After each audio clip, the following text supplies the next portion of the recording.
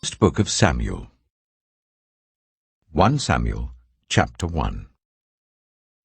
There was a certain man from Ramathaim, a Zuphite from the hill country of Ephraim, whose name was Elkanah, son of Jeroham, the son of Elihu, the son of Tohu, the son of Zuph, an Ephraimite.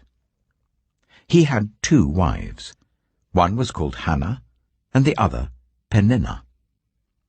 Peninnah had children, but Hannah had none. Year after year, this man went up from his town to worship and sacrifice to the Lord Almighty at Shiloh, where Hophni and Phinehas, the 2 sons of Eli, were priests of the Lord. Whenever the day came for Elkanah to sacrifice, he would give portions of the meat to his wife Peninnah and to all her sons and daughters. But to Hannah he gave a double portion, because he loved her, and the Lord had closed her womb. Because the Lord had closed Hannah's womb, her rival kept provoking her in order to irritate her. This went on year after year. Whenever Hannah went up to the house of the Lord, her rival provoked her till she wept and would not eat. Her husband, Elkanah, would say to her, "Hannah, why are you weeping? Why don't you eat? Why are you downhearted? Don't I mean more to you than 10 sons?" Once, when they had finished eating and drinking in Shiloh, Hannah stood up. Now Eli, the priest, was sitting on his chair by the doorpost of the Lord's house. In her deep anguish, Hannah prayed to the Lord, weeping bitterly. And she made a vow, saying, "Lord Almighty, if you will only look on your servant's misery and remember me, and not forget your servant, but give her a son, then I will give him to the Lord for all the days of his life, and no razor will ever be used on his head." As she kept on praying to the Lord, Eli observed her mouth. Hannah was praying in her heart, and her lips were moving, but her voice was not heard. Eli thought she was drunk, and said to her, "How long are you going to stay drunk? Put away your wine." "Not so, my lord," Hannah replied. "I am a woman who is deeply troubled. I have not been drinking wine or beer. I was pouring out my soul to the Lord. Do not take your servant for a wicked woman. I have been praying here out of my great anguish and grief." Eli answered, "Go in peace, and may the God of Israel grant you what you have asked of him." She said, "May your servant find favor in your eyes." Then she went away and ate something, and her face was no longer downcast. Early the next morning they arose and worshipped before the Lord, and then went back to their home at Ramah. Elkanah made love to his wife Hannah, and the Lord remembered her. So in the course of time Hannah became pregnant and gave birth to a son. She named him Samuel, saying, "Because I asked the Lord for him." When her husband Elkanah went up with all his family to offer the annual sacrifice to the Lord and to fulfill his vow, Hannah did not go. She said to her husband, "After the boy is weaned, I will take him and present him before the Lord, and he will live there always." "Do what seems best to you," her husband Elkanah told her. "Stay here until you have weaned him. Only may the Lord make good his word." So the woman stayed at home and nursed her son until she had weaned him. After he was weaned, she took the boy with her, young as he was, along with a 3-year-old bull, an ephah of flour, and a skin of wine, and brought him to the house of the Lord at Shiloh. When the bull had been sacrificed, they brought the boy to Eli, and she said to him, "Pardon me, my lord. As surely as you live, I am the woman who stood here beside you praying to the Lord. I prayed for this child, and the Lord has granted me what I asked of him. So now I give him to the Lord. For his whole life he shall be given over to the Lord." And he worshipped the Lord there. 1 Samuel chapter 2. Then Hannah prayed and said, My heart rejoices in the Lord. In the Lord my horn is lifted high. My mouth boasts over my enemies, for I delight in your deliverance. There is no one holy like the Lord. There is no one besides you.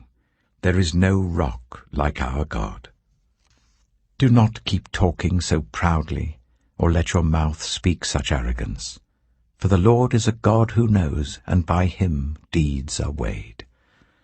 The bows of the warriors are broken, but those who stumbled are armed with strength. Those who are full hire themselves out for food, but those who are hungry no more. She who was barren has borne 7 children, but she who has had many sons pines away. The Lord brings death and makes alive.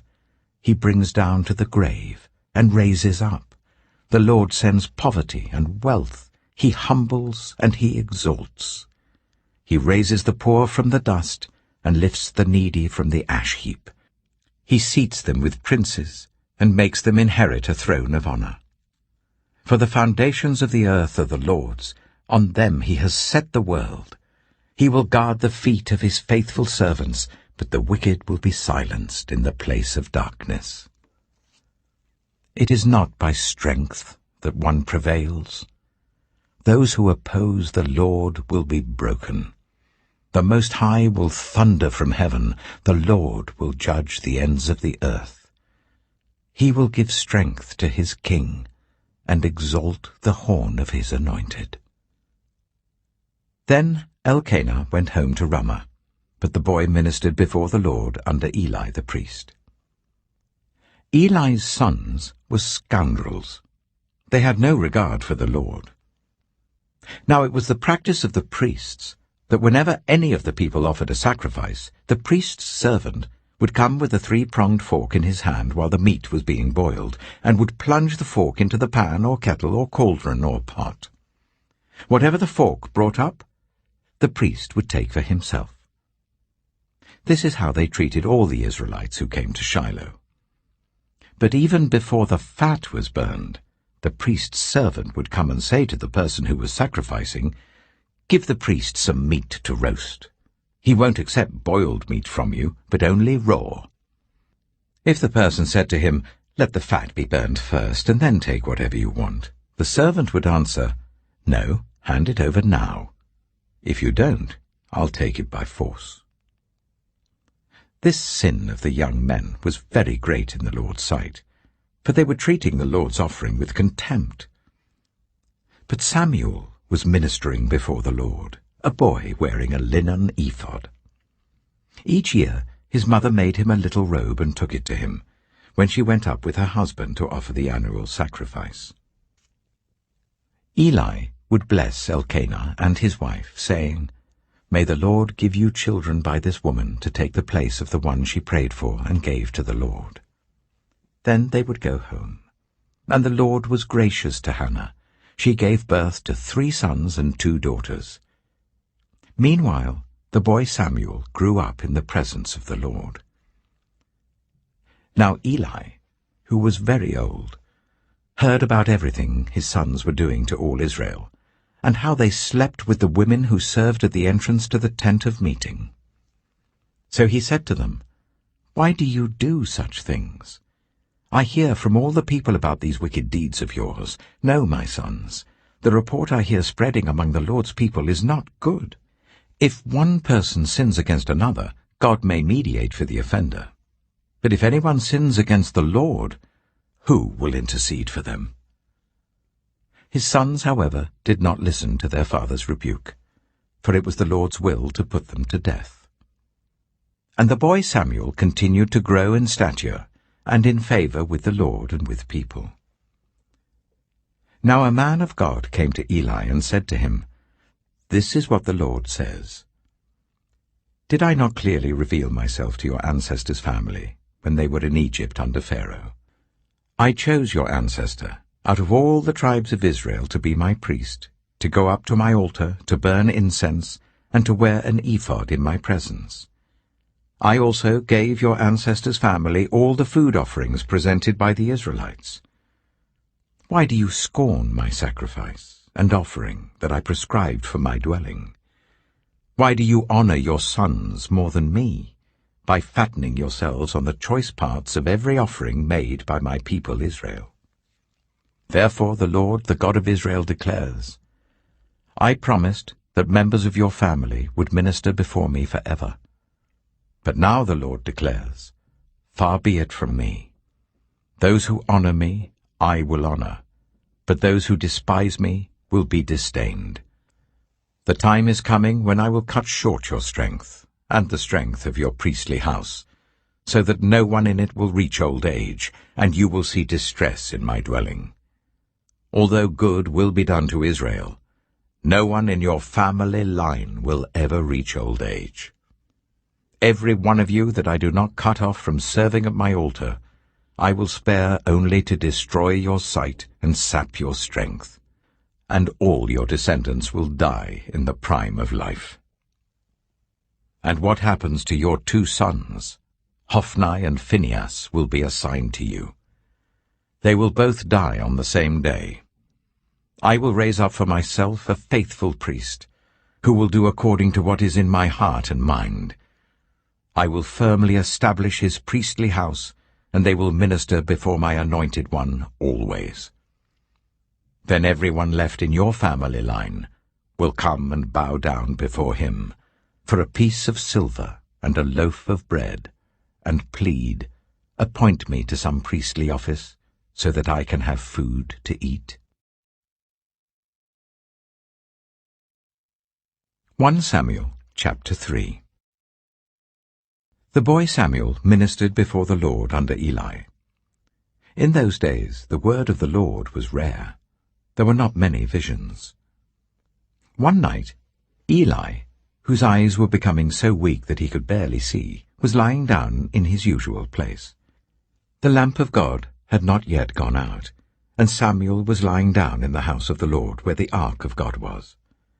Then the Lord called Samuel. Samuel answered, Here I am. And he ran to Eli and said, Here I am, you called me. But Eli said, I did not call. Go back and lie down. So he went and lay down. Again the Lord called Samuel. Then Samuel got up and went to Eli and said, Here I am, you called me. My son, Eli said, I did not call. Go back and lie down. Now Samuel did not yet know the Lord. The word of the Lord had not yet been revealed to him. A third time the Lord called, Samuel. And Samuel got up and went to Eli and said, Here I am, you called me. Then Eli realized that the Lord was calling the boy. So Eli told Samuel, Go and lie down, and if he calls you, say, Speak, Lord, for your servant is listening. So Samuel went and lay down in his place. The Lord came and stood there, calling as at the other times, Samuel, Samuel. Then Samuel said, Speak, for your servant is listening. And the Lord said to Samuel, See, I am about to do something in Israel that will make the ears of everyone who hears about it tingle. At that time I will carry out against Eli everything I spoke against his family, from beginning to end. For I told him that I would judge his family forever, because of the sin he knew about. His sons uttered blasphemies against God, and he failed to restrain them. Therefore I swore to the house of Eli, the guilt of Eli's house will never be atoned for by sacrifice or offering.